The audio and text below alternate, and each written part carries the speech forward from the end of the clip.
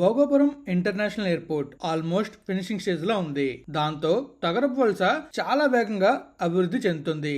అందుకే తగరపు వలస చుట్టుపక్కల భూముల రేట్లు వేగంగా విపరీతంగా పెరుగుతున్నాయి. అందుకే మన సబ్స్క్రైబర్స్ కోసం ఒక ప్రాపర్టీని సజెస్ట్ చేయాలి అనుకుంటున్నా.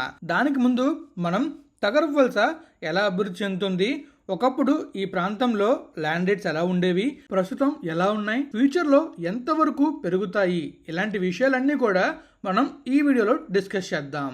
ఓవైపు తగరపల్స్ దగ్గర Google data centre, TCS, Cognizant లాంటి పెద్ద పెద్ద ఐటీ కంపెనీస్, మరోవైపు భోగాపురం ఇంటర్నేషనల్ ఎయిర్పోర్ట్. వీటన్నిటిని కలుపుతూ కొత్త రోడ్స్. ఆ రోడ్స్ అన్ని తగరపల్స్ ని టచ్ చేస్తూ వెళ్తుండడంతో తగరపల్స్ లో రియల్ ఎస్టేట్ బూమ్ అవుతుంది.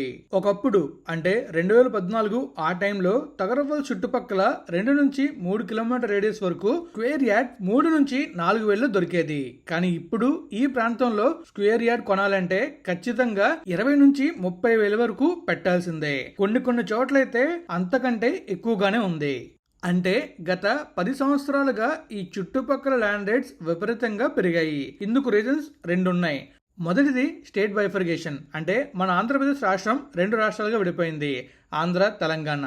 రెండవది Divis laboratory and Paidi Bhimavaram pharmacies. State bifurcation తర్వాత అందరి చూపు, ఆలోచనలు